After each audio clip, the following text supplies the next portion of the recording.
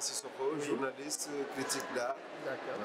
Alors, Sissoko, quel est le regard que tu jettes sur cette 15e édition de la Biennale de l'art africain contemporain quand tu suis son évolution au fil des années? Sur cette édition proprement dite, on pouvait craindre avec le report, parce que la Biennale était prévue au mois de mai, juin, avec le report de 6 mois, que ça ait un impact, un effet sur l'organisation, sur le contenu ou sur l'engouement. Mais non, on a eu une très bonne Biennale, un bon contenu artistique, de belles propositions, une créativité qui est là de la part des artistes de toutes les disciplines. Et on a aussi noté un fort engouement, surtout de la part des collégiens, des lycéens qui viennent visiter par dizaines, par centaines l'exposition internationale ici à l'ancien palais de justice. Oui, c'est une bonne biennale avec un bon contenu artistique, de belles propositions de la part des artistes sélectionnés. Et aussi un off, plus de 400 offres dans toute la ville, avec de belles expositions,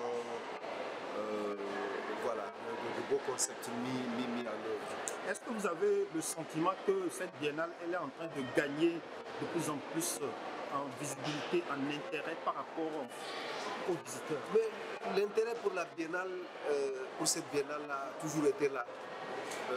C'est peut-être le côté institutionnel, le côté politique qui ne se met pas à la hauteur. Mais pour le monde des arts, pour tous ceux qui s'intéressent aux arts, pour les artistes, pour les commissaires, pour les collectionneurs, la biennale reste une manifestation très très importante, un lieu de mémoire, un lieu de représentation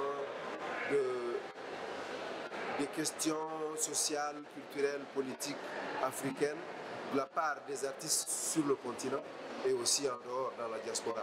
L'intérêt pour la biennale a toujours été là, mais cet intérêt-là monte parce que il y a peut-être un côté communicationnel, surtout à travers les réseaux sociaux qui fonctionnent. Communication institutionnelle, ce n'est pas toujours ça, mais sur les réseaux sociaux, ça fonctionne très bien. Et quand on voit les élèves et les lycéens qui sont là, on sait que c'est à travers les réseaux sociaux qu'ils ont été sensibilisés à cela et que leur intérêt pour la biennale s'est manifesté.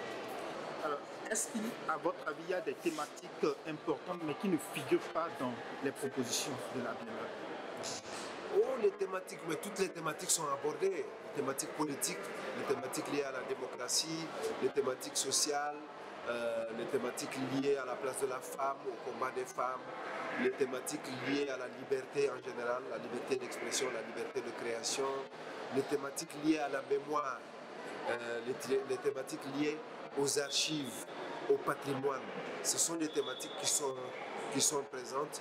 Et à mon avis, ces deux dernières thématiques-là, le patrimoine et les archives, sont des thématiques qui, à mon avis, doivent être encore beaucoup plus prises en charge pour que, à un niveau institutionnel, on soit sensibilisé et que les archives et le patrimoine, matériel comme immatériel, soient au cœur des préoccupations politiques.